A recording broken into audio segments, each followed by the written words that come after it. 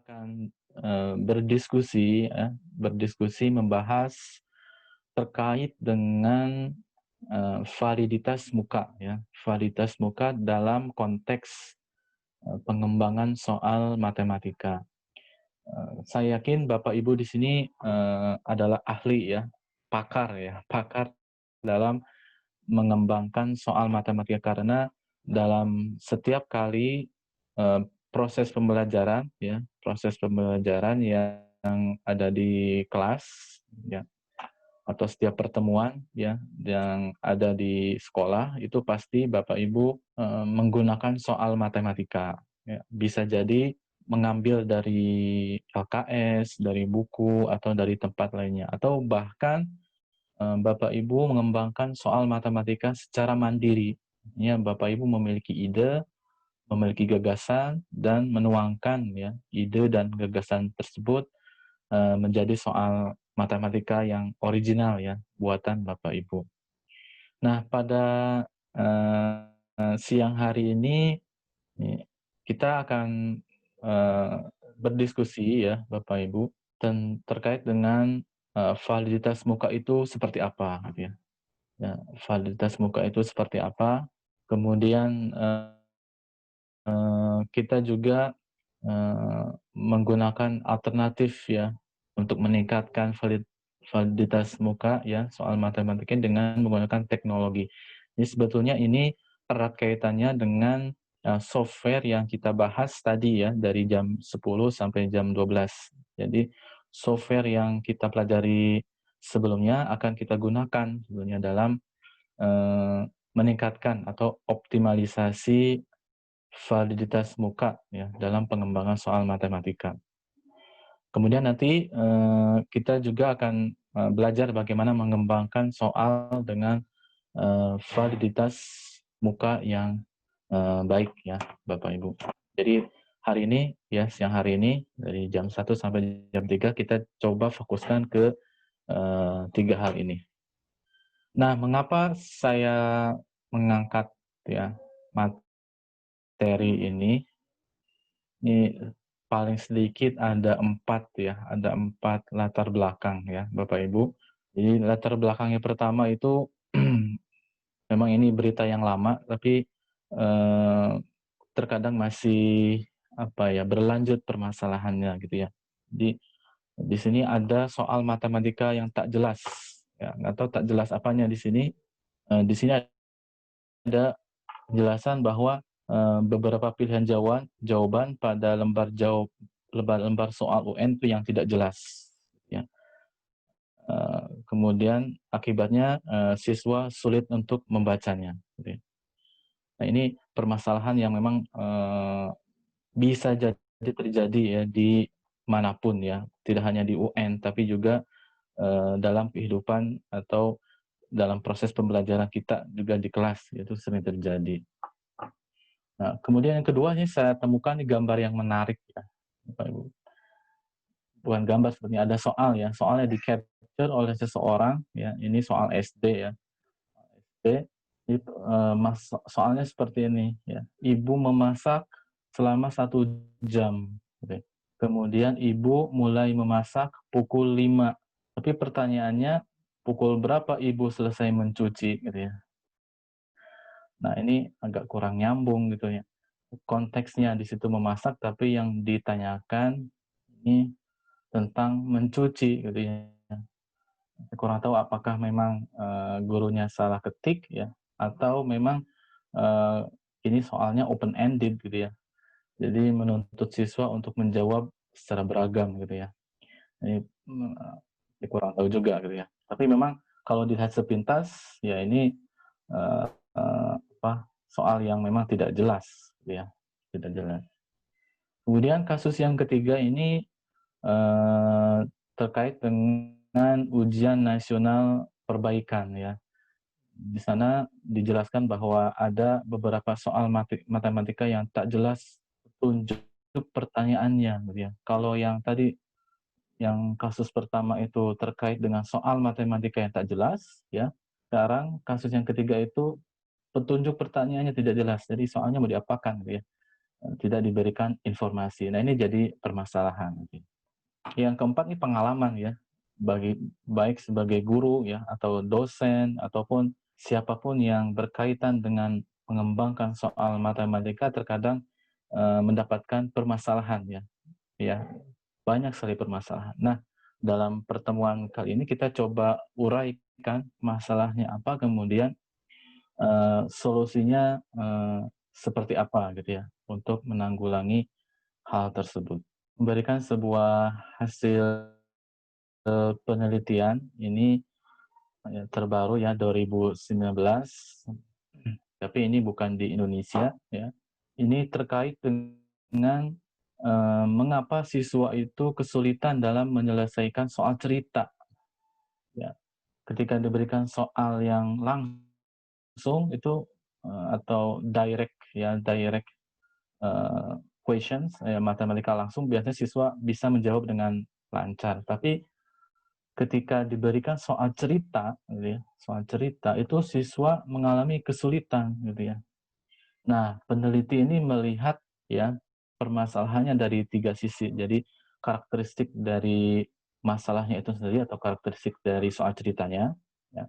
Kemudian dari pemahaman siswa terhadap teksnya, gitu ya, dan juga kemampuan aritmatika siswanya, gitu ya. Dan di sini ya dijelaskan bahwa hasil penelitiannya ya menunjukkan bahwa ya performa siswa itu dalam menyelesaikan soal cerita baik yang mudah maupun yang sulit itu sangat terkait dengan pemahaman teks ya, atau yang sekarang sedang tren itu adalah literasinya gitu ya. Jadi performa atau keberhasilan siswa dalam menyelesaikan soal cerita itu tergantung dari pemahaman teksnya ya, pemahaman teks dari soal cerita tersebut dan juga keterampilan aritmatikanya gitu ya. Nah, ini hal yang perlu kita perhatikan ya ketika kita ingin membuat siswa kita berhasil ya dalam menyelesaikan soal cerita, maka kita harus meyakinkan atau harus membuat siswa itu paham soal ceritanya dan juga kemampuan matematikanya gitu ya. Itu 2 hal yang penting ya dalam mengembangkan kemampuan siswa dalam memecahkan soal cerita, gitu ya, soal cerita. Apa hubungannya artikel ini dengan apa? Dengan validitas muka yang akan kita bahas, gitu ya. Jadi pemahaman teks, gitu ya, itu tergantung dari siswanya sendiri dan juga dari teksnya itu sendiri atau dari soalnya sendiri gitu ya. Bisa jadi siswa memiliki pemahaman yang baik tapi eh, teks atau soal yang diberikan itu tidak jelas gitu ya. Ketika soal tidak jelas maka siswa juga akan memahami yang tidak sesuai gitu ya. Nah, jadi kita akan melihat bukan dari segi siswanya tapi dari segi teksnya, dari segi soalnya gitu ya. Dan ini lebih pada refleksi bagi guru terhadap soal yang guru berikan terhadap siswa. Pada kesempatan kali juga saya ingin memberikan 4 perspektif ya. Beberapa ada yang Bapak Ibu fahami ya atau Bapak Ibu kenal, dengar ya dengan baik ya. Yang pertama adalah matematika itu adalah bahasa, iya, matematika adalah bahasa. Karena di situ ada simbol atau ada lambang ya. Jadi misalkan kalau di bahasa Indonesia huruf X itu kan maknanya hanya sekedar huruf gitu ya. Tapi kalau di matematika X itu memiliki makna yang beragam gitu ya. Berjuta makna gitu ya. Jadi bisa juga X itu sebagai pengganti sebuah kuantitas gitu ya. Ya, 1, 2 gitu ya, dan seterusnya. Atau bisa juga sebagai objek ya. Jadi kalau kita di SMP, SMA ya kita mencari nilai X biasanya. Jadi pertanyaan-pertanyaan atau soal-soal yang diberikan itu carilah nilai X gitu ya. Tapi kalau di perkuliahan ya terkadang kita mencari nilai X juga, tapi lebih banyak bahwa X itu ya sebagai objek ya, tidak diketahui ininya, nilainya seperti apa gitu ya. Ya kalau kan biasanya ada semacam guyonan ya, kuliah tinggi-tinggi hanya mencari nilai X gitu ya. Ada kuliah sampai profesor ya, yang dicari hanya X gitu ya. Padahal X ada di mana-mana gitu katanya. Iya, jadi ini bahwa menekankan perbedaan ya antara bahasa Indonesia dengan matematika gitu ya. Kemudian yang perspektif yang kedua itu adalah bahwa soal ini adalah sebuah media komunikasi ya gitu ya, antara ya pembuat soal dalam hal ini guru dan juga peserta didik gitu ya. Nah, jadi soal itu adalah sarana sebenarnya yang digunakan ya untuk menyampaikan pesan ya. Pesan dari siapa? Dari guru kepada peserta didik. Tapi ini komunikasinya tidak secara langsung ya, melalui tulisan gitu ya. Nah, tentu saja ketika ada komunikasi, maka eh, kedua belah pihak ya, guru dan peserta didik itu harus memahami media komunikasinya ya. Jangan sampai guru memahami A tapi memahami suatu soal itu A tapi peserta didik memahaminya yang lain gitu ya. Nah, ini jadi masalah. Jadi perlu ada satu kesatuan ya, satu pemahaman yang sama antara pembuat soal dan juga peserta didik. Nah, ya peserta didik dalam hal ini yang mengerjakan soal gitu ya. Yang ketiga, kesulitan siswa ya dalam mengerjakan soal yang diberikan itu bisa jadi diakibatkan oleh soal yang memang kurang jelas gitu. Nah, kita tahu bahwa faktor-faktor yang menyebabkan siswa tidak bisa mengerjakan soal matematika itu banyak sebetulnya. Jadi jangan sampai kita menyalahkan siswa. Jadi jangan mengkambing hitamkan siswa karena siswa itu bukan kambing ya, Bapak Ibu. Jadi banyak faktor yang menyebabkan siswa itu gagal dalam menyelesaikan soal matematika. Bisa jadi faktor kognitif siswa, artinya tidak memahami materi atau tidak memahami teks, gitu ya. Memang dia memiliki kesulitan belajar, gitu ya. Atau bisa juga dari faktor psikologis dan fisik, atau misalkan siswanya sedang sakit, ya, atau memiliki kecemasan yang tinggi. Ya, biasanya kalau siswa yang memiliki kecemasan yang tinggi, ya, kesulitan dia dalam menjawab soal karena dia harus berjuang untuk menghilangkan kecemasan, ya, kecemasan yang ada dalam dirinya sehingga fokusnya terpecah, gitu ya. Atau bisa juga karena memang kepercayaan diri yang kurang. Bisa jadi siswa itu menjawab dengan benar ya, benar-benar, tapi melihat kanan kiri ternyata jawabannya berbeda, padahal jawaban temannya salah, akhirnya dia merubah jawabannya gitu ya. Ini jadi faktor juga ya, dia tidak berhasil dalam menjawab soal. Atau faktor lingkungan ya, di suasana kelas misalnya terlalu panas gitu ya, atau pencahayaan yang kurang gitu sehingga soal yang soal tidak terbaca dengan jelas ya, karena gelap mungkin. Atau cuaca ya, cuaca juga bisa mempengaruhi siswa dalam mengerjakan soal. Atau dari segi soalnya gitu ya. Apakah memang soal itu meminta siswa untuk menjawab ya materi yang belum mereka pelajari ya, itu kan siswa tidak bisa menjawab gitu. Atau ya soalnya tidak jelas. Nah, kita akan melihat dari sisi ini ya, soalnya tidak jelas gitu ya. Jadi salah satu faktor yang menyebabkan siswa tidak bisa mengerjakan soal itu ya bisa jadi karena soalnya tidak jelas. Jadi harus melihat di sisi seperti itu juga gitu ya. Tidak adil kalau kita menyalahkan siswa 100%. Jadi bagi guru, bagi dosen juga harus melihat hal seperti itu juga gitu ya. Kemudian perspektif yang keempat, ternyata membuat soal itu terkadang lebih sulit ya daripada menyelesaikan soalnya karena dalam pembuatan soal itu banyak hal yang perlu diperhatikan ya. banyak aspek-aspek yang perlu dipertimbangkan ya, seperti topiknya apa, kemudian dari segi bahasanya, kemudian konteksnya, kemudian etika, budaya dan lain sebagainya gitu ya. Kita lanjutkan. Nah, kita masuk ke ini ya, pembahasan kita ya, Bapak Ibu, tentang validitas ya muka ya. Tapi kita coba membahas ya singkat terkait dengan apa itu valid gitu ya.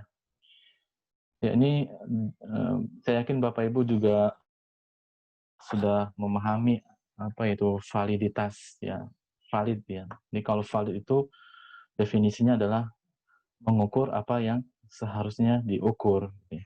Jadi kalau kita ingin mengukur panjang tiang bendera, ya kita gunakan meteran atau alat yang sama seperti meteran gitu ya. Bukan dengan penimbang badan ya, penimbang badan. Atau kita ingin mengukur suhu ya dengan termometer ya, bukan dengan penggaris. Kemudian kalau kita ingin misalnya mengukur pemahaman materi trigonometri siswa ya menggunakan soal trigonometri ya, bukan soal statistika gitu. Jadi ketepatan menggunakan alat ukur untuk mengukur apa yang hendak diukur gitu ya. Nah, di sini di gambar sebelah kanan itu ada gambar ya.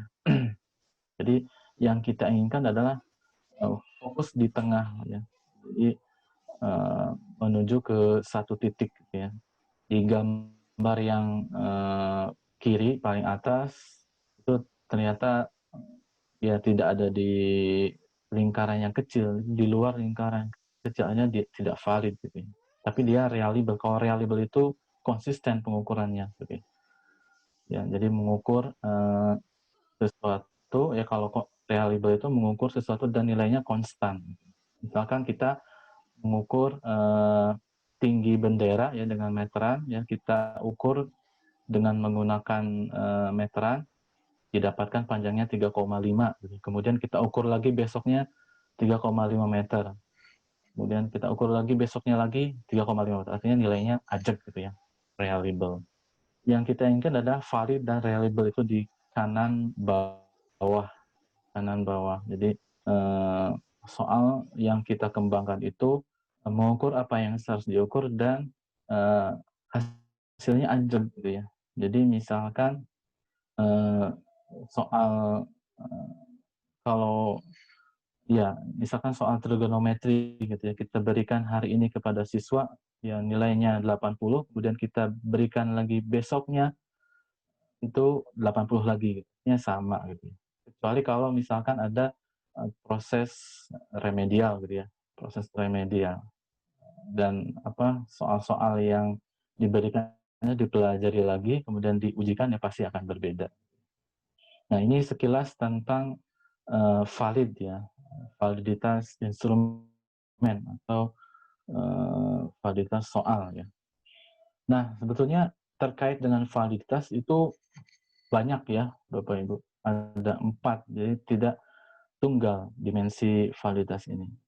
Yang akan kita bahas ini adalah validitas muka. Aja saya tidak jelaskan, nanti setelah ini saya akan jelaskan lebih detail gitu ya. Di sini ada yang namanya validitas isi. Nah, ada beberapa ya peneliti yang menganggap bahwa muka dan isi ini sama, gitu. Tapi ada beberapa juga yang melihat dua ini berbeda. Gitu. Jadi saya coba untuk melihat keduanya dalam kacamata yang berbeda, gitu. Karena memang berbeda. Kalau validitas isi ini kesesuaian ya, kesesuaian antara indikator ya, indikator dari variabel dengan soalnya. Jadi kalau misalkan soalnya terkait dengan pemecahan masalah, ya, maka soalnya pun terkait dengan pemecahan masalah. Pemecahan masalah itu kan ada indikator-indikatornya. Gitu. Nah, jadi disesuaikan apakah sesuai atau tidak. Kemudian ada yang namanya validitas konstruk. Ya. Kalau validitas isi ini dinilainya secara kualitatif ya oleh pakar, kesesuaiannya dinilai apakah dia cocok atau tidak cocok, sesuai atau tidak sesuai, yang validitas isi. Tapi kalau validitas konstruk ya, ini lebih pada, melihat, skornya atau, eee, kuantitasnya ya, kuantitatifnya gitu ya. Nanti akan dilakukan, semacam analisis ya, analisis yang, memang tidak mudah ya untuk dilakukan. Jadi biasanya ini dilakukan oleh, eee peneliti di bidang, evaluasi ya, penelitian dan evaluasi pendidikan. Kemudian terkait dengan validitas kriteria, nah kalau ini kita menggunakan, eee, instrumen atau soal yang di luar soal yang kita validasi gitu ya. Misalkan soal yang akan kita validasi adalah soal, topiknya trigonometri. Nah, kita akan melihat apakah soal trigonometri ini valid atau tidak dengan membandingkan dengan soal, misalkan, soal aljabar gitu ya. Nah, biasanya gitu ya, kalau misalkan secara teori, siswa yang bisa mengerjakan soal aljabar, itu bisa juga menyelesaikan soal trigonometri, ya. Artinya ketika dinilai, ya ketika dilihat hasil skornya, eee, siswa yang tinggi di aljabar itu pasti tinggi di trigonometri, atau siswa yang rendah di aljabar itu pasti rendah juga di trigonometri. Nah, ini untuk melihat kevalidan suatu instrumen itu dengan melihat atau membandingkannya dengan, instrumen lainnya. Oke, mungkin agak sedikit pusing ya. Tidak apa-apa karena yang kita fokuskan ini validitas muka. Nah, kalau validitas muka ini lebih lebih sederhana sebetulnya. Nah, ini saya kompilasi beberapa, definisi atau penjelasan terkait dengan, validitas muka ya, face validity gitu ya. Nah, kalau face validity karena namanya juga muka ya, berarti hanya fokus pada tampilan luar ya, tampilan luar atau atribut-atribut, variabel ya. Ya ya, jadi penampilan luar dari soalnya sendiri gitu ya. Tidak masuk pada bagian yang, implisit, tapi sini eksplisit. Makanya di sini dijelaskan hanya pada sajian soal dari sisi bahasa ya, dan juga kejelasan soal dari gambarnya gitu ya. Jadi kita hanya melihat dari situ, dari sisi bahasa dan juga kejelasan gambarnya. Mungkin sudah tergambar ya Bapak Ibu, arah kita pembahasan hari ini gitu ya. Jadi kita melihat ya, soal itu dari sisi bahasa dan kejelasan soal ya, dari gambarnya. Kemudian yang ketiga di sini, kelayakan suatu tes atau instrumen penilaian lainnya berdasarkan penampilan, tadi sudah dijelaskan sebelumnya ya. Jadi penampilan ya. Dan ini sifatnya, kualitatif ya, tidak bisa diukur secara pasti gitu ya.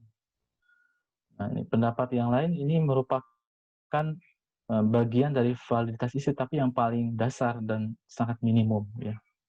Kalau validitas isi itu dilakukan ya atau dinilai oleh seorang atau oleh pakar ya, oleh ahli. Tapi kalau, validitas muka itu ya, di pertimbangannya atau dinilainya oleh pengguna tes, ya, oleh pengguna tes, oleh siswa.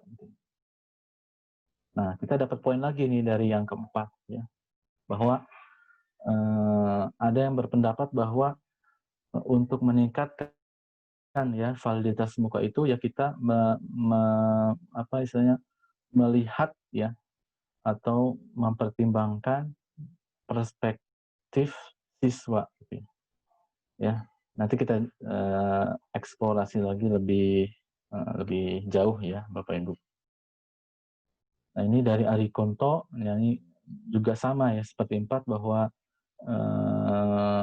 validitas di sini adalah validitas muka ini adalah validitas yang paling rendah signifikansinya. Tapi kalau menurut saya ini penting ya di matematika karena berkaitan dengan, jawaban yang akan dicari dicari oleh siswa gitu.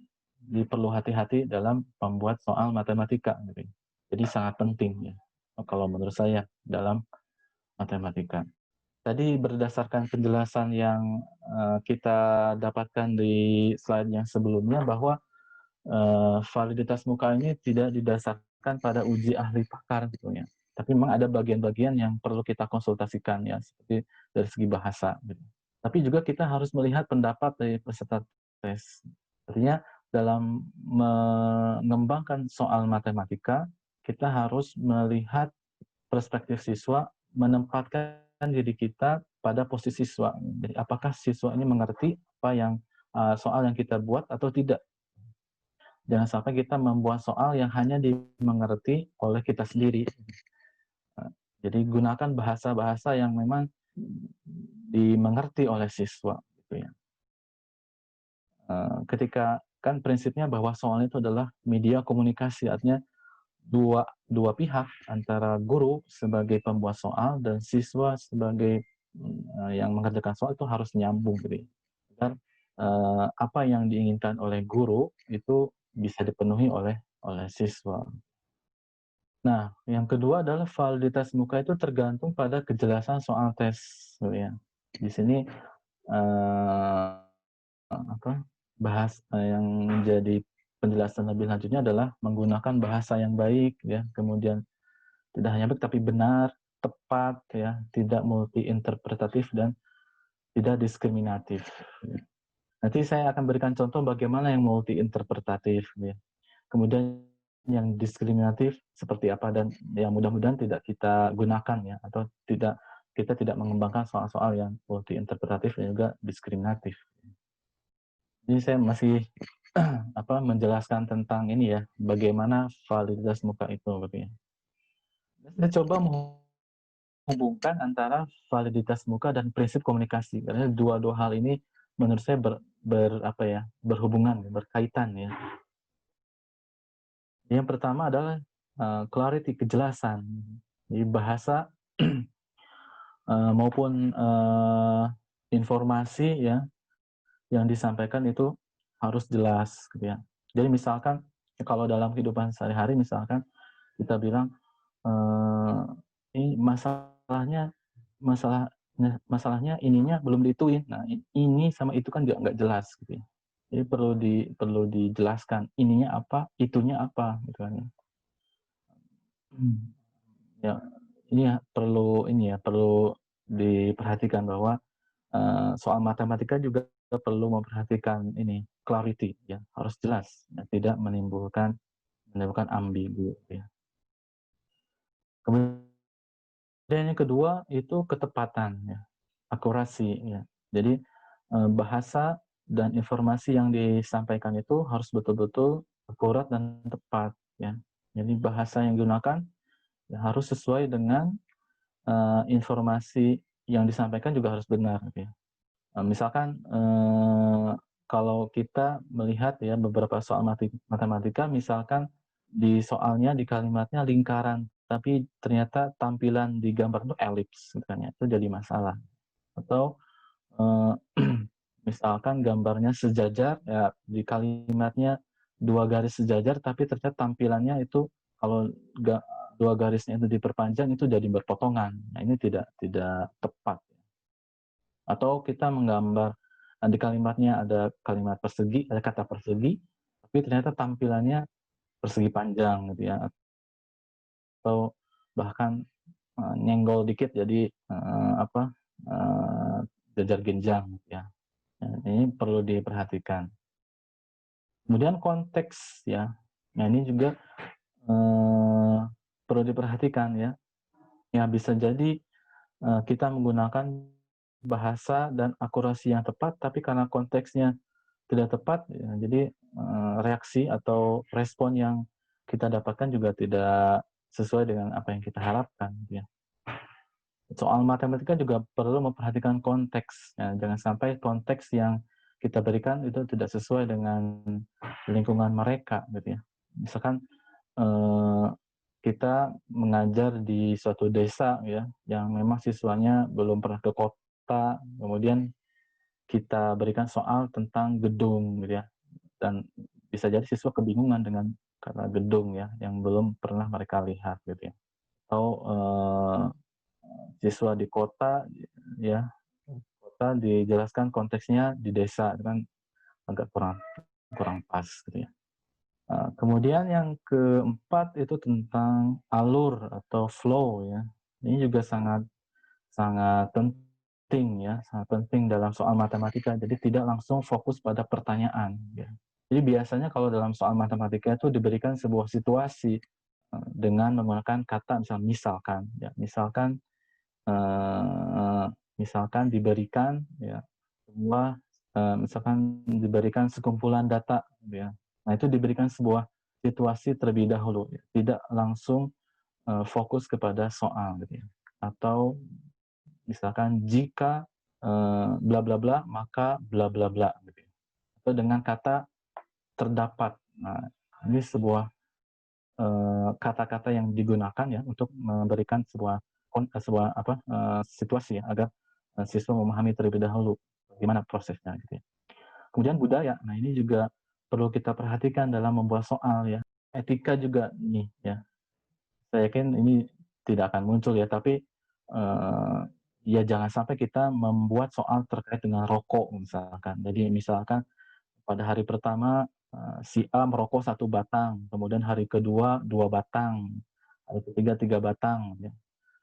Berapa jumlah, rokok yang dia hisap di hari ke-100 misalkan, 100 batang ya kan secara etika kurang bagus gitu. Atau misalkan, kasus ini ya di, apa, meja bundar misalkan, meja bundar ada 4 orang yang akan duduk ya, karena A dan B sering bertengkar ya, maka, bagaimana caranya agar A dan B ini tidak duduk bersebelahan. Nah, itu bertengkar itu kata-kata yang memang kurang kurang bagus, jadi sebetulnya harus, perlu diganti dengan konteks yang lain. Nah, ini sudah kita ketahui Bapak Ibu, jadi ada 3 jenis soal matematika, ini kita sudah masuk ke, matematikanya ya Bapak Ibu. Jadi ada direct math question, jadi, tipe ini ya seperti yang nomor 9 ini ya. Jadi itu, eee, meminta siswa untuk menyelesaikannya secara langsung gitu ya, tidak ada sebuah konteks atau sebuah cerita di situ. Jadi siswa diminta langsung mengerjakannya. Atau bisa juga, pertanyaan terkait dengan rumus. Ini di gambar yang tengah, itu terkait dengan konsep atau rumus ya. Ya, perhatikanlah gambar berikut, garis A sejajar dengan garis B, dipotong garis C. Nah, ya. Kemudian pasangkan sudut dalam sepihak adalah, nah ini berkaitan dengan konsep, gitu ya.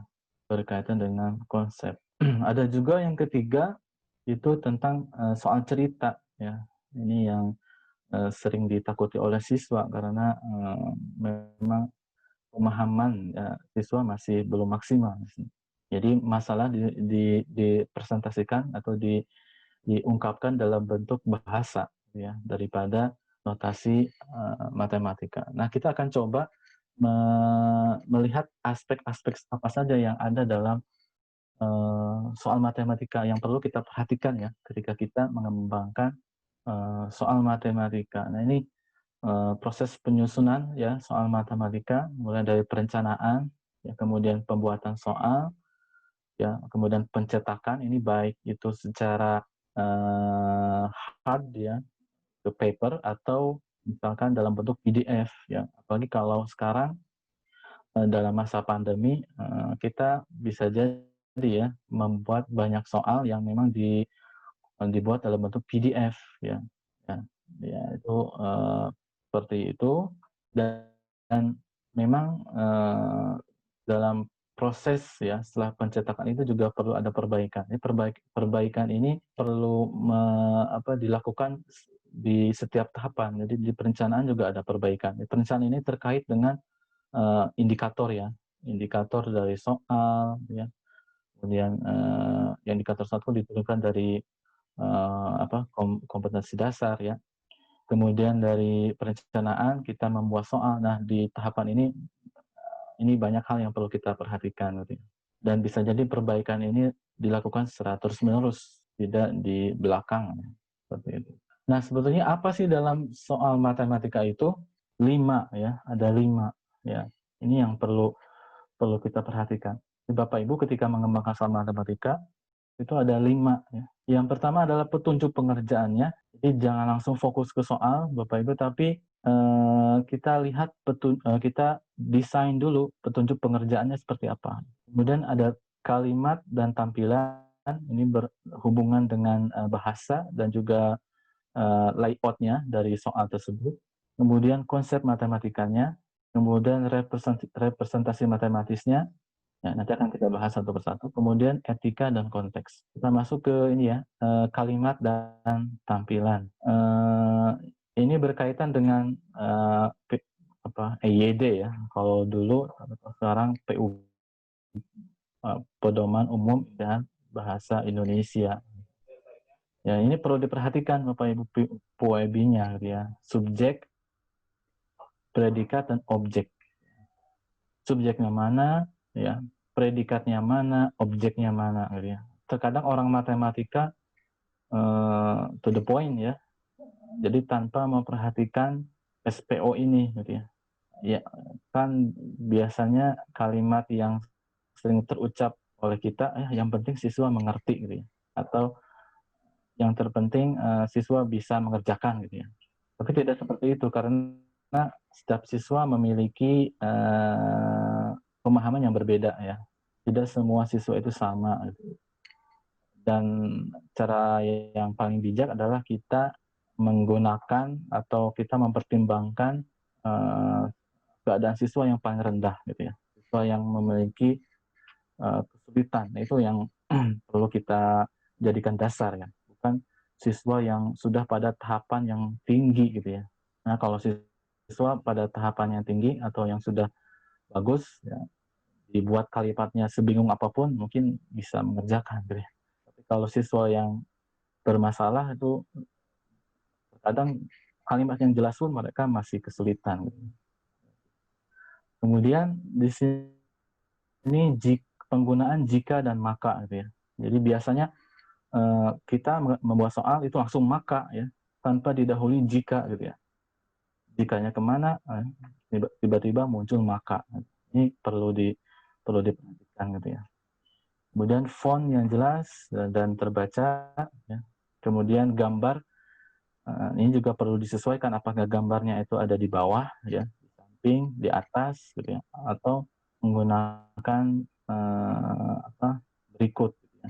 Ini perlu diperhatikan karena kalau misalkan kalimatnya di bawah tapi ya kalimatnya di bawah tapi ternyata gambarnya di samping atau di atas, nah itu kan tidak tepat. Gitu ya. Siswa mencari-cari di bawah ini nggak ada gambarnya, oh ternyata gambarnya di atas kertas gitu. Jadi nggak jadi bingung siswanya. Gitu. Nah kemudian konsep matematika ini juga ada dalam soal matematika. Nah ini berkaitan dengan kesesuaian konsep matematika ya dan prosesnya. Jadi dua hal ini ya yang perlu kita perhatikan juga. Gitu ya.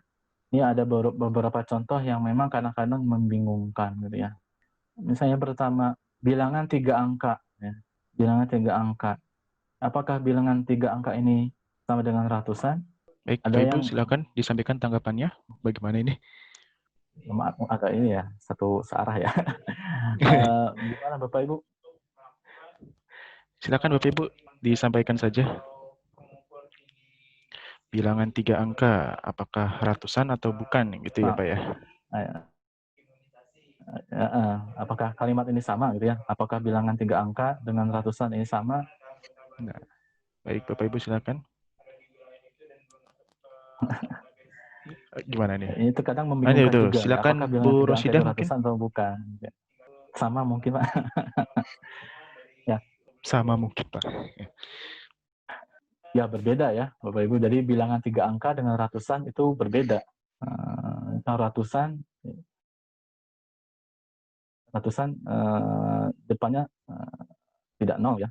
Nol. Kalau depannya nol itu jadi puluhan. Tapi kalau bilangan 3 angka itu 0,021 ya, 0,21 itu kan bukan ratusan gitu ya. Kalau ratusan 1, 0, 0 gitu ya. 1, 1, 2, 0 gitu ya. Jadi berbeda gitu ya. Bilangan 3 angka dengan ratusan itu berbeda. Kemudian ada lagi yang menuliskan angka genap atau bilangan genap. Mana yang benar nih? Angka genap atau bilangan genap? Ya, baik Bapak Jadi Ibu. Bilangan atau angka genap? Di chat saja kalau angka tidak ini. angka jadi kita harus memahami dulu apa itu angka dan apa itu bilangan ya. Angka itu dalam bahasa Inggrisnya digit ya, digit. Jadi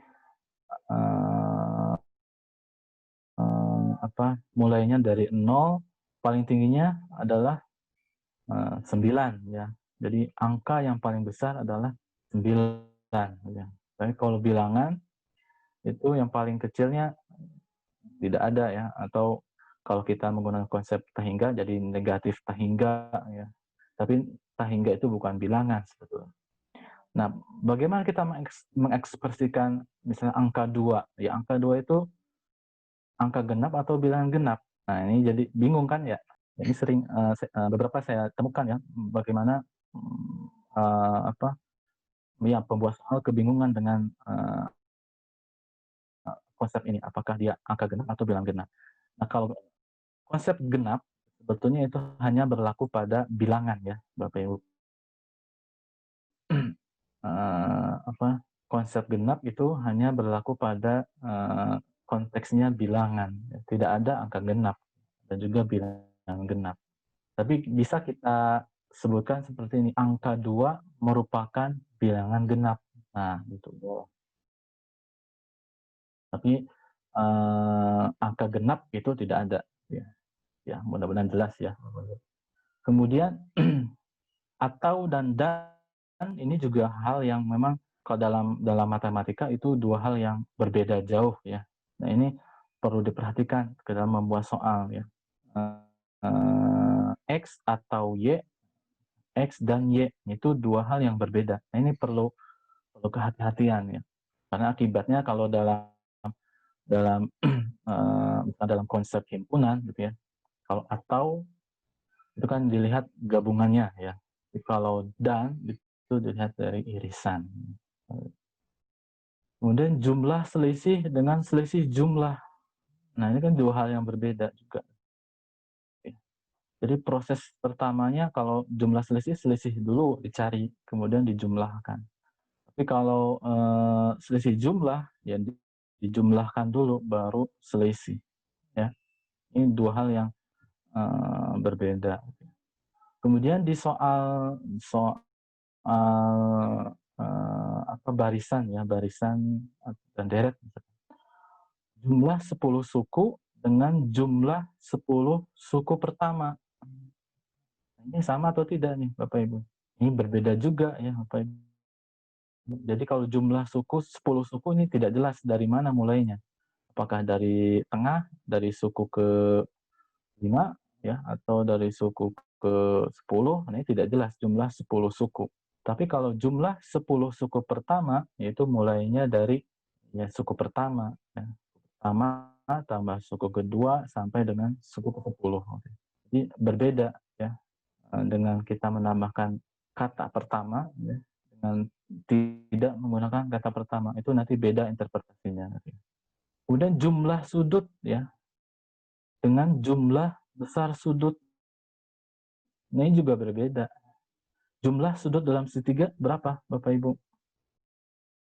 Jumlah sudutnya bukan 180 derajat, tapi jumlah sudutnya ada 3 gitu ya. Tapi kalau jumlah besar atau jumlah ukuran sudut segitiga ya, itu 180 derajat gitu ya. Jadi berbeda ya. Dan ini hati-hati gitu. Jadi ketika kita menanyakan pada siswa jumlah sudut segitiga, siswa jawabnya 3 ya, itu benar gitu. Tapi kalau ada siswa misalkan jawab jumlah sudut segitiga 180 derajat, itu salah gitu. Padahal yang kita inginkan yaitu yang 180 derajat. Tapi karena kita salah dalam menulis soal, akhirnya bukan respon itu yang kita inginkan.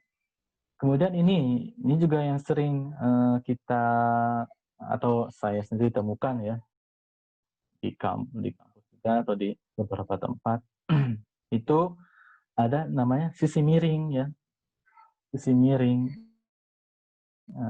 Ini misalkan segitiga ini ya, ini di pojok pojok kanan ya yang kuning ini segitiga, segitiga misalkan segitiga siku-siku gitu ya. Ya, yang miring ini kita namakan sisi miring. Tapi kalau kita putar ya segitiga ini ya, itu yang miringnya berubah jadi lurus gitu ya. Malahan yang miringnya nambah dua, gitu ya. Nambah satu jadi dua. Yang ini jadi miring ya, yang ini juga jadi miring ya, Bapak Ibu ya. Jadi sisi miringnya berubah gitu ya. Nah, itu jadi masalah gitu ya. Ya bagi beberapa siswa menganggap yang miring itu yang paling panjang gitu ya. Tapi dari segi matematikanya itu kurang tepat ya, penggunaan kata sisi miring. Karena mungkin lebih praktis ya. Sin, demi, kos, kosami gitu ya. Kosami, tan, desa misalnya. Ada miring-miringnya. Tapi sebetulnya yang lebih tepat itu bukan sisi miring, tapi hipotenusa. Hipotenusa yang memang agak sulit ini ya, bahasanya agak sulit gitu. Tapi perlu di apa ya, diperbaiki ya kata sisi miring itu, karena tidak sesuai kalau misalkan segitiganya yang panjangnya itu dia ada sebagai alas. Nah, kemudian saya ingin Bapak Ibu menginterpretasi kalimat yang di bawah ini, Bapak Ibu ya. Nilai rata-rata dari 6 bilangan ditambah bilangan ke-7 dan ke-8 adalah 20. Nah, kira-kira interpretasi Bapak Ibu apa nih? Baik, silakan Bapak Ibu. Ada yang berkenan menyampaikan interpretasi dari kalimat terakhirnya? Ya, ini coba ya Bapak Ibu menginterpretasi kalimat di bawah, yang paling bawah. Ya, nilai rata-rata dari 6 bilangan ya ditambah bilangan ke-7 dan ke-8 adalah 20. Kira-kira interpretasinya apa? Silakan Bapak Ibu. Bagaimana intasinya? Ini dari Bu Felda nih ya. 6 bilangan yang berbeda lalu ditambah bilangan ke-7 dan ke-8. Terkait dengan rata-ratanya bagaimana? Silakan Bapak Ibu, ada lagi yang lain? Bingung Bapak Ibu? Bingung sepertinya ini. Ya. Bingung. Ya, jadi kalau saya lihat ini ada dua interpretasi. Jadi ada dua sisi. Jadi yang pertama kita memiliki 6 bilangan rata-ratanya ya. Jadi 6 bilangan itu kita cari rata-ratanya. Kemudian ditambah dengan bilangan ke-7 dan ke-8 gitu ya. Jadi kalau misalkan 6 bilangan itu rata-ratanya 20 ya, 20 misalnya 10 ya.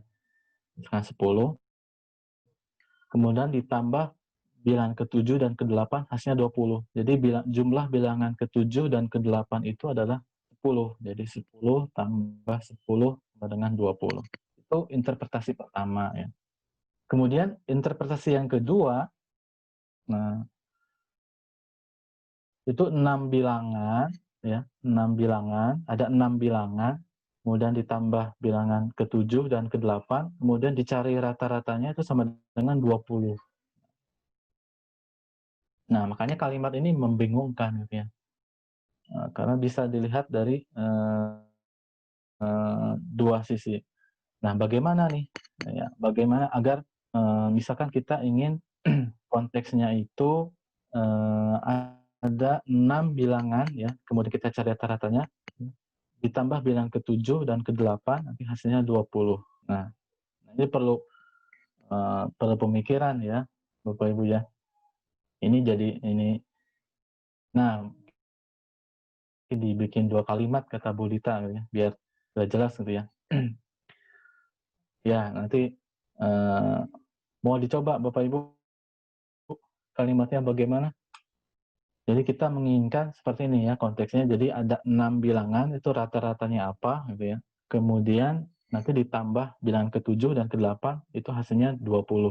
Ini dari Bu Yenita ya, rata-rata 6 bilangan pertama, kemudian ditambah bilangan ke-7 dan ke-8 hasilnya 20. Ya, boleh ya. Terima kasih Bu Yenita, mudah ya. Jadi ini apa, tapi hampir sama ya kan? Hampir sama ya sepertinya ya? Iya, tinggal hanya ditambah kemudian ya, ada 2 ya, ada 2. Ya mungkin dibuat 2 kalimat ya. Jadi, terdapat, eee eee misalkan rata-rata dari dari 6 bilangan adalah X gitu ya. Kemudian ya X ini ditambah bilangan ke-7 dan ke-8 dan hasilnya adalah 20. Ini lebih baik dibuat 2 kalimat gitu ya, agar lebih jelas gitu ya. Nah ini, apa, ternyata memang mengatur kata-kata dalam kalimat, matematika, kalimat dalam soal matematika itu tidak mudah ya. Nah, ini tadi terkait dengan, konsep matematika. Sekarang selanjutnya ya terkait dengan representasi matematis ya. Di sini ya kadang-kadang yang, eee, menjadi masalah gitu ya, itu penjelasan dalam bentuk kalimat dan representasinya itu tidak sinkron gitu ya. Sinkron. Misalkan dalam, gambar yang di sebelah kanan ini ya, saya melihat bahwa ini tidak sinkron ya, walaupun bisa dipahami dengan jelas. Mengapa? Misalnya kita lihat soalnya, perhatikan gambar persegi panjang ABCD di bawah deh. E titik tengah AB, F titik tengah BC, ini ya saya coba ini E titik tengah AB, kemudian F titik tengah BC, ya, kemudian G titik tengah CD dan H titik tengah AD. Sepintas memang tidak menjadi masalah, tapi dari segi keakuratan ini menjadi masalah. Mengapa? Dalam, menggambar atau membuat sebuah representasi matematis yang berupa, apa, grafik atau diagram ya, itu perlu ditampilkan kondisinya seperti apa. Jadi, misalkan DG dengan GC ya, karena G itu titik tengah ya dari, DC, maka perlu diberikan sebuah informasi tambahan di sini gitu ya. Jadi ada garis garis apa ya, semacam tanda ya, bahwa DG itu sama dengan GC. Jadi sinkronisasi antara kalimat yang ada di soal dengan representasi matematisnya itu penting ya. Karena bisa jadi siswa memfokuskan pada gambarnya ya, bukan pada kalimatnya, sehingga, eee, nantinya, respon yang diberikan itu nanti tidak sesuai gitu ya. Jadi kesesuaian antara, kalimat dan, gambarnya. Ini yang pertama. Kemudian tidak menampilkan informasi yang tidak perlu. Jadi kalau misalkan tidak perlu ada yang jangan ditampilkan, gitu ya. Dan misalkan ini ada gambar lingkaran dan juga gambar persegi gitu ya. Ini ada arsiran ya, misalkan yang dicari, arsirannya, tapi memang tidak dituntut untuk, mencari jari-jari gitu, hanya diberikan luasnya berapa. Nah, di sini di lingkaran ini ada tanda ini ya, center ya, atau titik tengah, ini tidak perlu ditampilkan. Jadi, karena dikhawatirkan akan membuat siswa itu bingung dan, membuat cara-cara yang memang tidak perlu juga, gitu ya. Jadi sesuaikan informasi yang ada dan, tidak perlu menampilkan yang tidak perlu menampilkan yang memang tidak perlu ditampilkan. Jadi fokus pada apa yang ada di soal. Kemudian ya harus dibedakan juga antara gambar 2 dimensi dan 3 dimensi. Ya, mungkin Bapak Ibu sudah tahu ya, ketika gambar 3 dimensi yang bagian belakang itu ada garis putus-putus. Kemudian nih dalam hal simbol ya, Bapak Ibu, ini sering saya dapatkan juga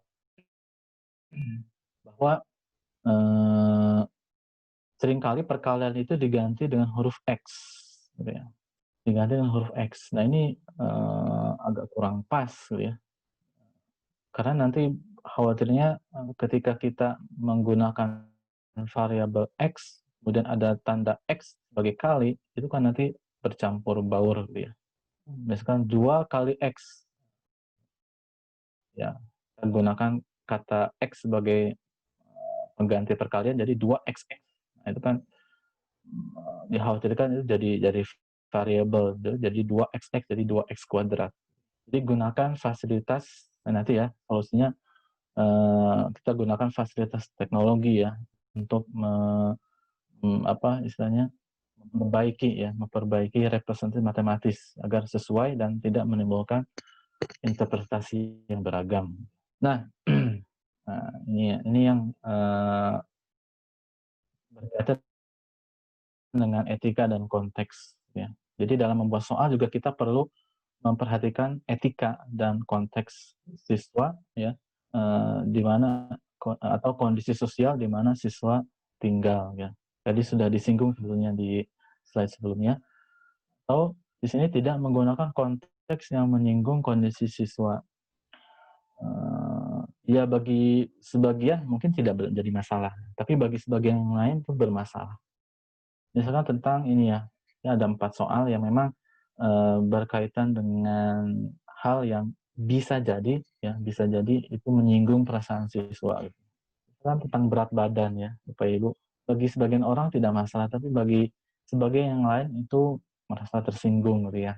Mungkin di kelasnya sering dikata-katakan atau dibahas ya, ini sini begitu gitu ya. Dan ketika membaca soal ini mungkin siswa tersebut merasa psikologis tekan, artinya tidak ini gitu ya, tidak mampu menjawabnya karena psikologis tersebut ya. Berat badan, kemudian di sini soal yang nomor 5 itu terkait dengan misalnya keluarga yang tidak memiliki anak. Ini kan ada beberapa yang memang bisa jadi tersinggung gitu ya. Kemudian di sini paling tinggi, paling pendek, ini kan hubungannya dengan fisik ya, Ibu. Dan bisa jadi ada siswa yang merasa tersinggung gitu ya, atau ukuran lingkar pinggang gitu ya, seseorang siswa. Jadi lebih baik kita gunakan konteks yang memang umum dan bisa diterima oleh siswa ya, diterima oleh siswa. Sekarang juga beberapa ya ada yang kurang setuju dengan soal yang berkaitan dengan gender, misalkan laki-laki dan perempuan itu ada yang ada yang tidak suka gitu ya. Jadi kita menggunakan konteks lain saja yang lebih bisa diterima oleh semua siswa gitu ya. Gitu. Nah, ini permasalahan yang terkait dengan validitas muka ya dalam soal matematika itu ya karena ini pertama petunjuk pengerjaan soal tidak ada atau tidak jelas ya. Jadi sebelum menuliskan soal perlu dituliskan dulu Bapak Ibu petunjuk pengerjaannya, kemudian kalimat tidak jelas dan tidak sesuai dengan ejaan ya. Kemudian simbol, gambar, rumus ya tidak jelas dan kurang tepat ya karena memang keterbatasan kita ya dalam menggambar atau fasilitas yang ada dalam membuat gambar gitu ya. Kemudian soal itu menyinggung karakteristik personal siswa, ya gender, suku, kondisi badan dan sebagainya. Atau soal tidak sesuai dengan konteks siswa, ya istilah, kata atau kalimat tidak mencerminkan konsep matematika yang benar. Nah, tadi ya seperti yang kita bahas tadi yang di slide sebelumnya. Kemudian ketidaksinkronan antara kalimat dalam soal dengan representasi matematis yang diberikan. Ya. Ini sudah kita bahas. Nah, caranya bagaimana Bapak Ibu untuk meningkatkan validitas muka ini? Jadi, ada beberapa alternatif ya. Ya, ada yang mengusulkan dengan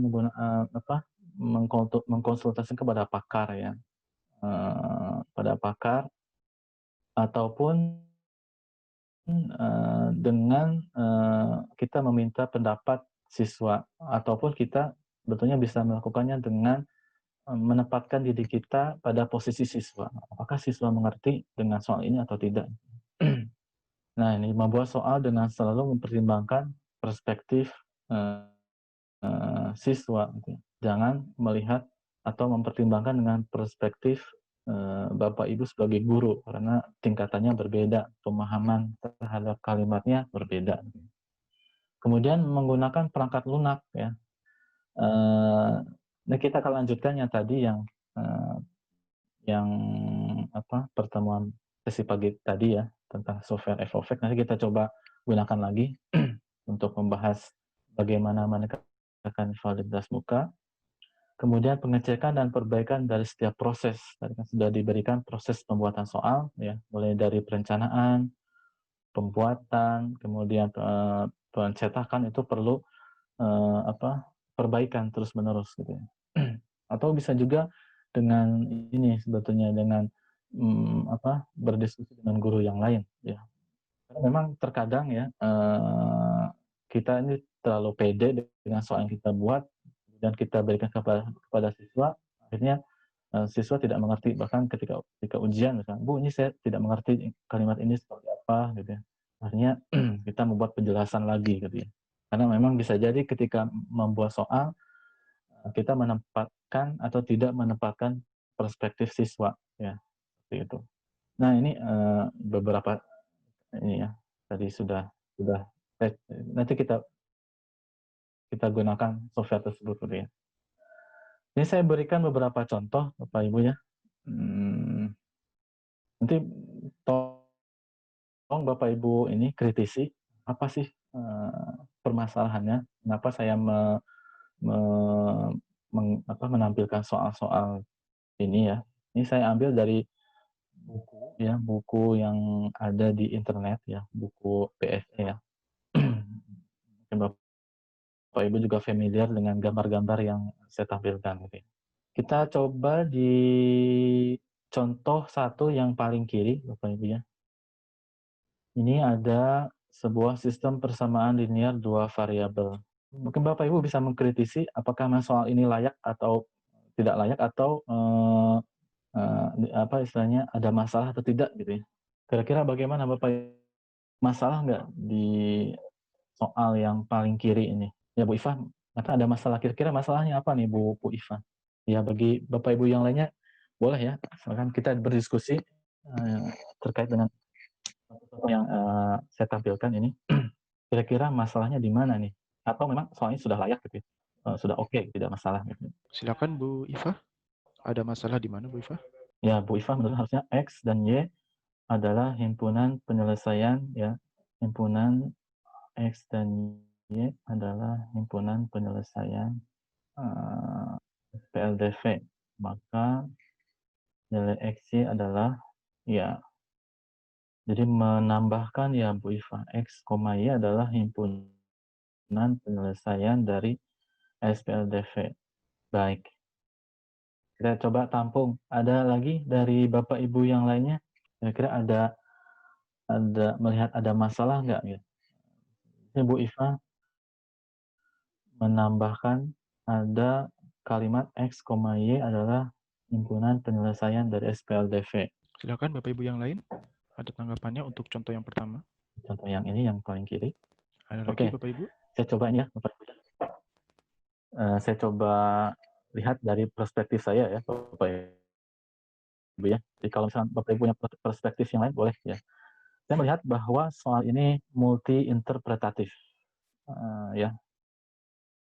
Pertama multi interpretatif. Mengapa? Kita lihat ya Bapak Ibu, di sini sistem persamaan linear dua variabel, 2x plus 3y sama dengan 2, kemudian x plus 2y sama dengan 1. Jadi kalau misalkan kita cari solusinya, ya ya ini dengan menggunakan eliminasi ya, kita bayangkan Bapak Ibu, itu hasilnya itu X-nya sama dengan 1 ya, Y-nya sama dengan 0 ya. Jadi X-nya sama dengan 1, Y-nya sama dengan 0. Kemudian nilai XY, nah nilai XY. Misalkan Bapak Ibu menginginkan bahwa yang ditanya adalah perkalian ya, perkalian antara nilai X dan juga nilai Y. Tapi ternyata ya jawaban yang seharusnya itu adalah 0 ya. Tapi ternyata ada siswa yang menjawab 10 Bapak Ibu ya. Mengapa? Ya karena X-nya 1, Y-nya 0 gitu ya. Akibatnya siswa menjawabnya 10. Ya bisa jadi misalkan ketika siswa itu mendapatkan kertasnya kemudian dicoret salah ya. Mengapa Ibu jawaban saya salah gitu ya. Padahal nilai X-nya 1, Y-nya 0 jadi 10 ya. 10 gitu. Nah, berarti ini bermasalah ya. Kalimat X ini bermasalah karena bisa jadi difahami oleh siswa itu bukan perkalian, tetapi gabungan dari solusi gitu ya. Maka perlu diperbaiki ya kalimatnya gitu ya. Jadi perkalian antara X dan Y gitu ya, lebih spesifik ya, lebih eksplisit agar siswa memahaminya tidak beragam gitu. Seperti itu. Ini pertama ya dari multi interpretatif. Kemudian yang kedua di sini ya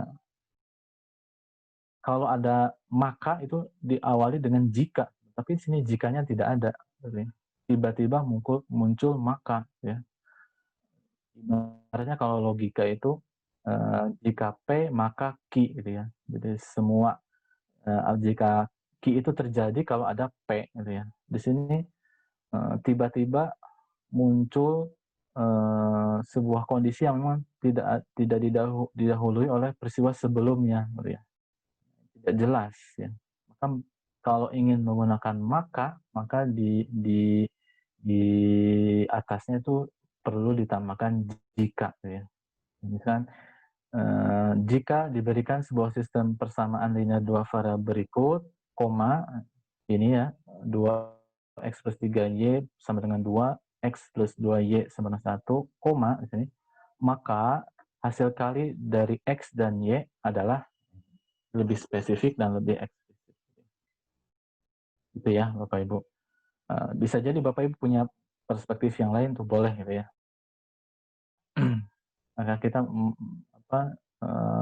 istilahnya bisa jadi ya memiliki pandangan yang berbeda. Makanya kita membuat soal yang memang tidak menimbulkan interpretasi yang beragam gitu ya. Seperti itu. Kemudian di sini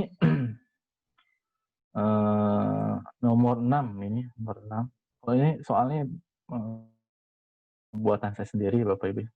Yang contoh yang paling kiri. Tapi kalau yang kanan itu saya ambil dari buku ya. Nomor 6 kita lihat perhatikan gambar di samping. Berdasarkan gambar di samping, hitunglah keliling daerah yang diarsir dan luas daerah yang diarsir. Oke, saya coba Bapak Ibu perhatikan kira-kira ada masalah nggak di soal ini gitu. Baik, Bapak Ibu silakan tanggapannya untuk soal yang nomor 6 itu berarti ya, yang sebelah kanan itu ya. Nomor 6 ya, kira-kira masalahnya di mana atau memang nggak ada masalah? Ya, baik, silakan Bapak Ibu ditanggapi bagaimana, apa ada masalah atau tidak. Ya, ini karena kalau menurut saya pribadi ini tidak ada masalah ya Pak ya. Sepertinya tidak ada. Bu Dita. Bu Dita ada. Ya, ada garis tebal ya. Betul, terima kasih Bu Dita. Ini garis tebal. Ya, garis tebal, kemudian ada garis putus-putus ya. Ya, kalau saya lihat ya, ini juga bermasalah Bapak Ibu ya. Jadi ada garis tebal, ini garis tebal untuk apa gitu ya. Kemudian ada garis putus-putus ini untuk apa gitu ya, putus-putus untuk apa? Kalau misalkan garis putus-putus ini menandakan bahwa ini tidak dihitung, ini juga perlu diganti sebetulnya yang lingkaran kecil di atas gitu. Memang ini bermasalah. Kemudian dari gambar lingkarannya juga itu bermasalah ya, karena tidak, ya saya kurang tahu apakah ini memang, gambar seperempat lingkaran atau, seperempat elips ya. Ini perlu perbaikan ya, perlu perbaikan gambarnya gitu. Apa, tidak sesuai ya. Tadi yang kita minta adalah sinkronisasi ya, atau, eee, kalimat dengan gambar, atau memang ketika kita menginginkan bahwa itu lingkaran ya, maka gambarlah lingkaran dengan sebetul-betulnya lingkaran, jadi akurat gitu ya. Jadi tidak membuat gambar yang lain. Ya, kalau saya lihat ini adalah gambar seperti gambar elips gitu ya. Dan di sini ini tidak jelas juga ini persegi atau persegi panjang, tidak jelas. Saya kurang tahu bagaimana solusinya ini ya. Kalau persegi panjang bagaimana, kalau persegi bagaimana, bingung juga. Ini perlu diperbaiki ya, gambarnya. Nah, kemudian yang keempat nih, Bapak Ibu, ini seperti yang, tadi pagi digambarkan oleh Mas Dani ya, salah satunya terkait dengan, apa, garis singgung ya, garis singgung. Kira-kira masalahnya di mana nih Bapak Ibu, kalau melihat gambar ini? Ini bermasalah atau tidak nih? Ya, Bu Dita, ya gambarnya pakai Efofect ya. Saya bukan promosi. Jadi memang, topik yang pertama tadi dengan topik yang kedua sebetulnya nyambung gitu ya, tentang Efofex gitu ya. Jadi, salah satu fungsi atau kegunaan, software yang kita bahas tadi pagi itu salah satunya adalah bagaimana kita membuat soal dengan tingkat akurasi yang tinggi yang memang menggambarkan apa yang sebetulnya gitu ya. Ya lingkarannya kayak elips. Iya, lingkarannya seperti elips ya. Ya, mungkin kalau Bu Iva lihatnya, seperti itu. Tapi kalau saya lihatnya di sini, Bapak Ibu ya. Jadi kan yang, apa, segitiga AOB itu kan segitiga siku-siku ya. Nah, prinsipnya bahwa ketika kita menggambar sebuah segitiga siku-siku, maka itu perlu ada informasi tanda siku, gitu ya. Jadi di sudut A ini ya, ini perlu tanda siku di sini. Ini ada hal yang kurang. Walaupun sebetulnya, apa, otomatis, tapi informasi ya, itu perlu kita, apa, perlu kita tambahkan agar lebih jelas ya, seperti itu. Jadi kalau saya lihat ini dia bermasalah dalam hal ini ya, kurang tanda siku. Oke, kita lanjut ke contoh, selanjutnya. Nah, ini saya kumpulkan ada 3 buah soal juga yang memiliki karakteristik yang sama, dan memang saya juga melihat ya, ada satu hal yang, kurang ya. Walaupun saya yakin, apa, siswa bisa mengerjakannya ya, dengan soal yang seperti ini. Tapi dari segi konsep itu kurang ya, kurang lengkap gitu ya. Apa yang kurang di sini dari ketiga soal ini? Kira-kira Bapak Ibu, kira-kira apa nih, apa yang kurang dari 3 soal ini? Mungkin karena, kita terbiasa ya Bapak Ibu, terbiasa dengan soal-soal yang seperti ini, akibatnya kita tidak merasa janggal ya dengan soal seperti ini. Padahal, padahal dengan apa, kalau saya lihat ini masih masih bermasalah gitu ya. Ini ya, betul Bu Dita ya. Bu Dita harus ya, harusnya ada simbol sejajar. Betul, itu yang saya lihat ya. Jadi, di gambar soal nomor 2, nomor 3, nomor 4 itu perlu diberikan sebuah informasi bahwa, eee, misalkan ya AB dan DE itu harus ditulis sejajar ya, sejajar. Jadi ada tanda di sini. AB dan DE ini harus ada tanda sejajar. Kemudian, nomor 3 ya, di garis DE dan AB itu harus ada tanda sejajar juga. Karena kalau tidak diberikan tanda sejajar, itu bisa jadi ya tidak lurus gitu ya. Walaupun ya siswa memahaminya ini lurus, tapi dari segi konsep ya, kita perlu tadi sinkronisasi antara, kalimat dan juga gambar dan juga konsepnya juga harus sinkron gitu ya. Di DE dengan AB itu, harus diberikan tanda sejajar ya. 4 juga sama, nomor 4 ya. Nah, di kalimat juga perlu ditambahkan sebetulnya ya. Di sini pada gambar nomor 3 misalkan ya, pada gambar di samping AB sama dengan 20 sentimeter, ya DE 15 sentimeter dan CD 24 sentimeter. Tapi kondisinya, kondisi DE dan AB itu tidak ditulis di sini. Maka ini kurang informasinya ya. Ini perlu ditambahkan ya. Terima kasih pada Bu Ifah nih, Ifah menambahkan bahwa perlu dituliskan bahwa garis DE itu sejajar dengan garis AB. Nah, baru nanti proses penghitungan itu akan sesuai ya, karena kondisinya adalah dua garis garis DE dan AB itu sejajar. Nah, yang nomor 4, nomor 4 sama ya, garis sejajar dan tadi ya, ini tidak perlu garis siku di sini ya. Di P, di sudut P ini tidak perlu garis siku. Karena bukan tidak masalah ya, ada atau tidak ada, jadi tidak masalah ya. Yang terpenting adalah, garis sejajar ST ya, garis ST dengan PEC ini yang apa, yang krusial gitu ya. Ya, jadi menuliskan tanda sejajar ya, tanda sejajar di gambarnya. Kemudian contoh terakhir yang ketiga Bapak Ibu ya. Contoh yang terakhir ada 2 soal. Ini saya bacakan, perhatikanlah gambar berikut ini. Ibu Puji Rahayu, yang lengkap sekali namanya. Ibu Puji Rahayu ingin membuat slayer.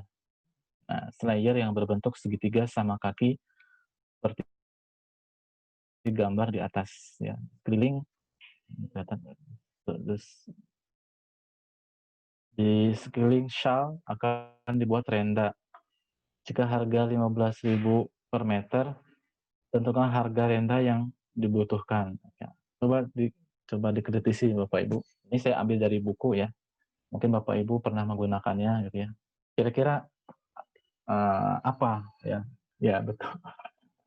Saya juga nggak tahu Bu, slayer sama shawl itu beda. Nah, berarti konteksnya kurang pas di sini ya. Saya sendiri ya, saya nggak tahu nih slayer sama shawl itu beda atau enggak gitu. Kemudian slayer itu apa gitu. Kalau shawl mungkin tahu gitu. Jadi ini slayer, ini shawl, hal yang berbeda gitu ya. Nah, Ibu Puji Rahayu ingin membuat slayer ya, yang berbentuk segitiga sama kaki seperti pada gambar di atas. Di sekeliling shawl akan dibuat renda. Nah, jika harga ya 15.000 per meter ya, ini harga apa gitu ya? Apakah harga slayer atau harga renda? Tapi mungkin ini dia masuk harga harga renda. Ya, betul juga Bu Yunita ya. Gambarnya segitiga, ya. Di sini 100 cm, di sini 40 kan ya. Padahal kalau dilihat atau ini hampir hampir dekat gitu ya. Ini gambarnya. Juga ininya Bapak Ibu ya. 100 cm itu dari mana? Nah, ini dari sini ke sini gitu ya. Ya, jadi panjangnya tidak sampai ke ujung, tidak sampai pada ujung segitiga ini, ya, tidak sampai pada ujung segitiga. Kalau, saya coba gambarkan ya, biar mudah gitu ya. Ini bentar ya Bapak Ibu, share screen kayaknya. Ini FFX ya? Mas Bani ya? Ya, Pak. Ini Oke, sudah ke FFX. FFX ya? Sudah FFX. Sudah Sudah ya? tampil FFX-nya. Nah, misalkan kita kan tadi menggambar, segitiga, sama kaki ya. Nah, ini misalnya segitiga sama kaki.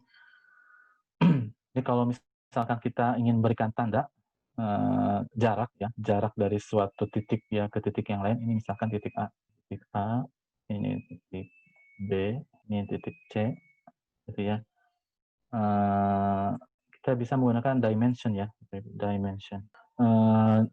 Ya, jaraknya yang memang dari A ke B ya, dari C ke B. Kalau gambar yang, tadi, ini 100 sentinya dari mana? Walaupun kita tahu bahwa 100 senti itu pasti dari ujung ujung, sini ke sini gitu ya. Tapi ini gambarnya tidak akurat ya, gambarnya, tidak akurat gitu ya. Kemudian di yang, nomor 4 ya hampir sama ya kasusnya. Jadi ini 10 meter itu, ini sampai ke bawah ya, melampaui, alasnya ya. 6 meter juga sama, ini 6 meter dari mana ke walaupun kita sudah tahu bahwa 6 meter di situ, tapi dari, kejelasan soal, di tingkat validitasnya ini kurang kurang optimal ya, kurang optimal. Eee, baik, ya, ya kita cukup ya Bapak Ibu. Ada pertanyaan Bapak Ibu terkait dengan, validitas muka? Ya kita coba ini ya Bapak Ibu beberapa aplikasi, tadi saya menambahkan aja ya, menambahkan, apa yang, dijelaskan oleh Mas Bani terkait dengan Evovex ya, ada beberapa, fitur apa ya, fitur tambahan ya, yang bisa dimanfaatkan oleh, Bapak Ibu gitu ya. Misalkan kita ingin menggambar sebuah apa ya, segitiga segitiga tadi belum ya Bapak ya? Jadi ada segitiga sama kaki, ada segitiga, sama sisi, segitiga sama sisi ya.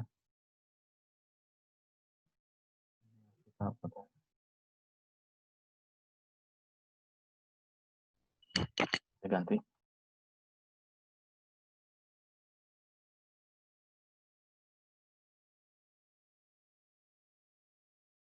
miring ya. Kita putar biar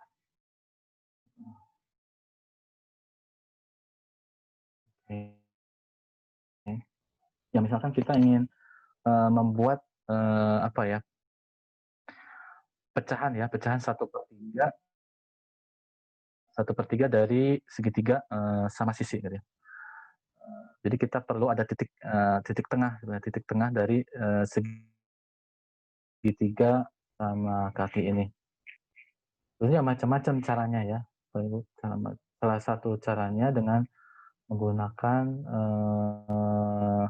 lingkaran ya, lingkaran dengan menggunakan 3 titik ini ya.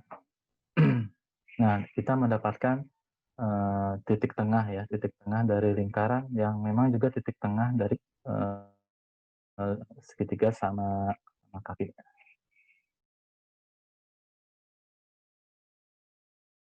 Nah, ini bisa kita sambungkan ya.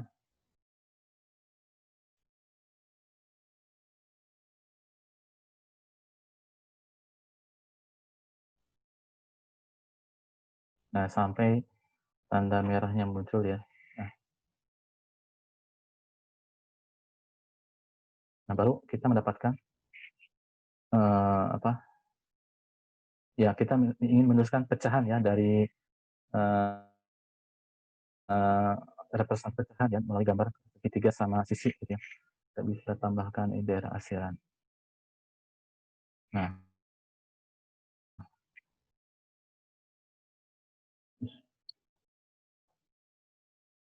oke. Ini saya menggunakan FX Draw 7, ya. Kalau yang digunakan Mas Bani tadi, yang terbaru, ini yang 7, dan sebetulnya ini juga trial ya Bapak Ibunya.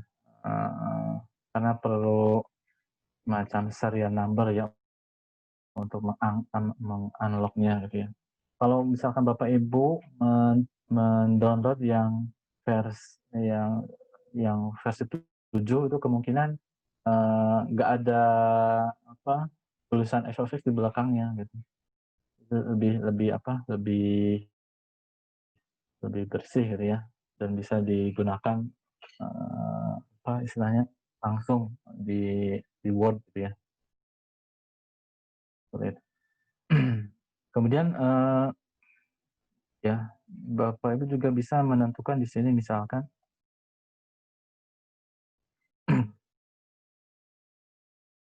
tanda ini ya.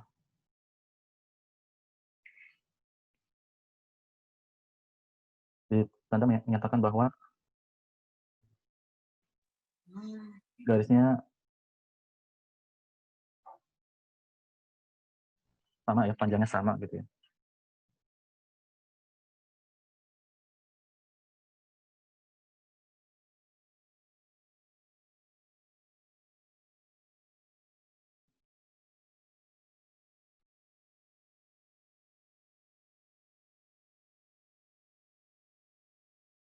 Tandanya bisa beragam Bapak Ibunya, bisa tanda 1, 2. Nah ini untuk ketika kita menggambar 2 garis yang sejajar, kita menggunakan tanda ini ya.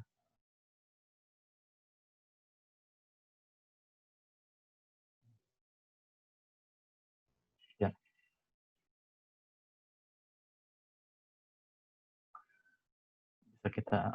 Bisa kita grup ya, agar tidak berubah ketika kita pindahkan ke posisi manapun gitu ya. Apalagi ya tadi.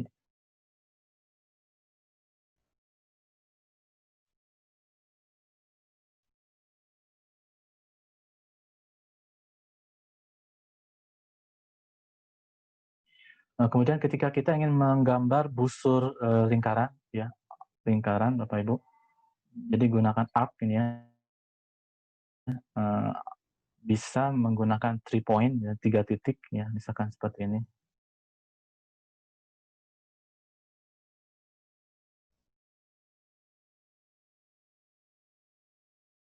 Ya, jadi kita menggambar busur lingkaran atau kita buat seperempat lingkaran ya, bisa menggunakan ini lebih mudah. Yang kedua, itu arc defined by center and endpoint, itu lebih mudah untuk membuat seperempat lingkaran ya. Kita tempatkan di satu titik ya, kemudian ya titik lagi, ya, ini ya. Nah, jadi kita bisa membuat seperempat lingkaran yang mudah.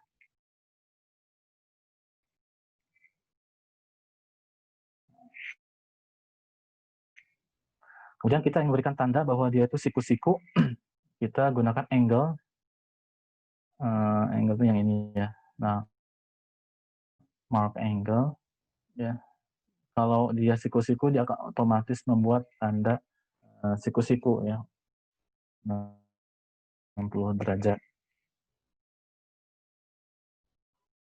Ya, kemudian bisa kita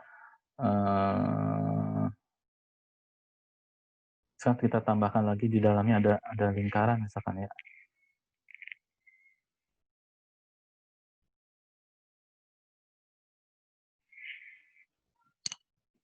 Ada ya mau apa pakai lingkaran.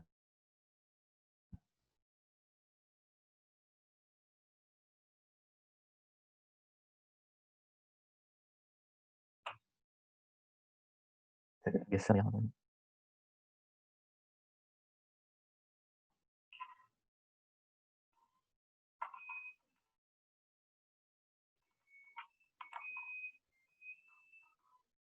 buat agar uh,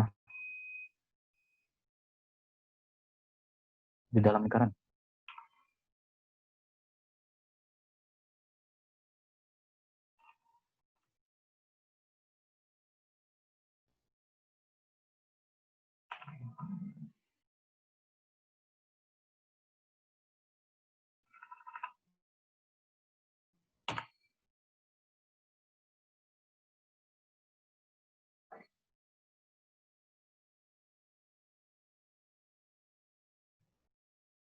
Atau ini ya, kompas mungkin ya.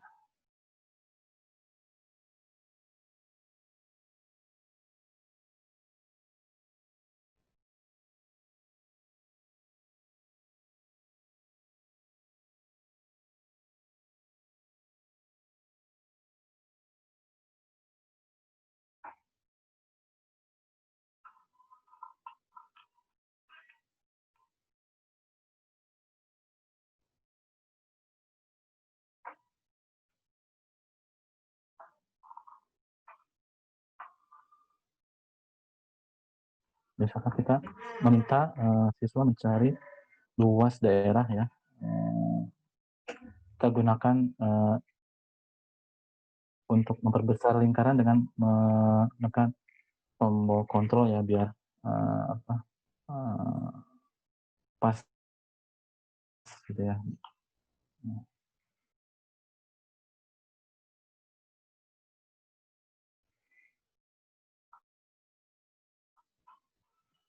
Oke. Nah, seperti itu ya. Ya, baik Bapak Ibu, mungkin cukup ya untuk pembahasan tentang validitas muka. Kira-kira ada pertanyaan lagi Bapak Ibu?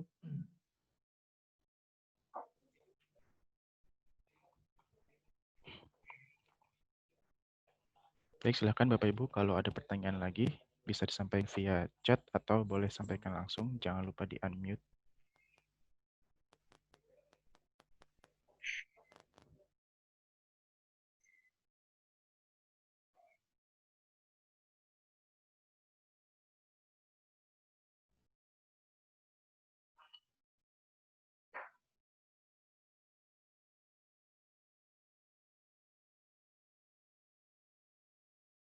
Jadi inti dari apa yang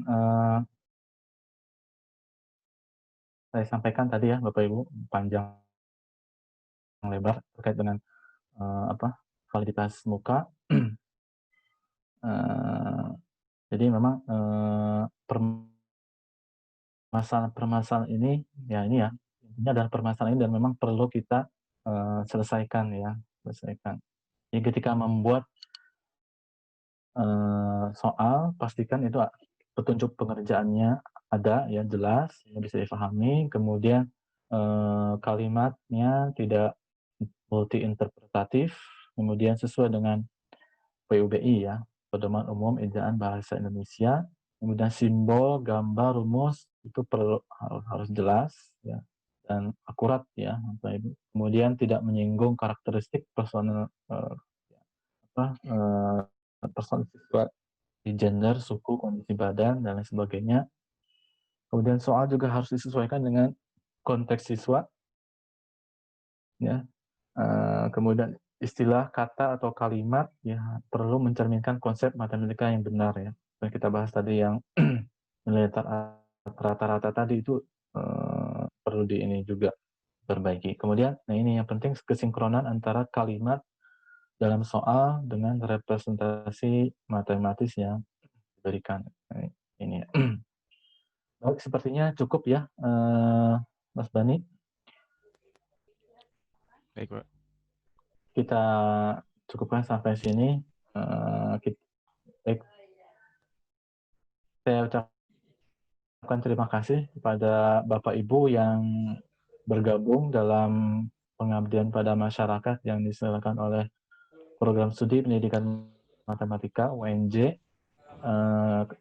atas perhatian kemudian pertanyaannya ya, kami mengucapkan terima kasih. Mudah-mudahan apa yang kami sampaikan bermanfaat bagi Bapak Ibu semuanya dan bisa diaplikasikan dalam dalam usaha untuk meningkatkan kualitas pembelajaran matematika di sekolah, gitu ya.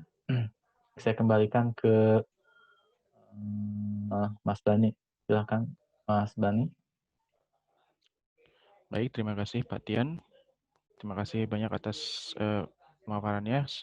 Ini menambah ilmu kita semua, insya Allah ya. Sebelum diakhiri, seperti biasa Bapak Ibu, kita ada sesi foto bersama secara virtual. Jadi mohon kesediaannya untuk menyalakan kamera semua.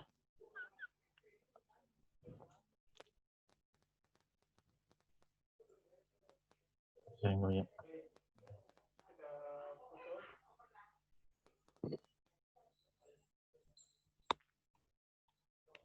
Ya.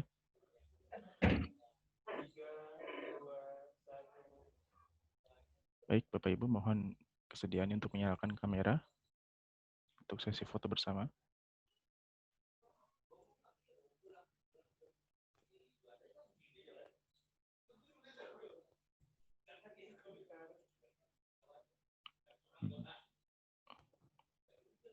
Ya, baik. Silakan Bapak Ibu yang belum. Untuk kuesioner pelatihan sesi ini, nanti linknya akan dikirim via grup WhatsApp juga ya Pak ya, Bapak Ibu. Nanti akan dikirim via grup WhatsApp. Sekarang sesi foto dulu. Sudah semua Bapak Ibu?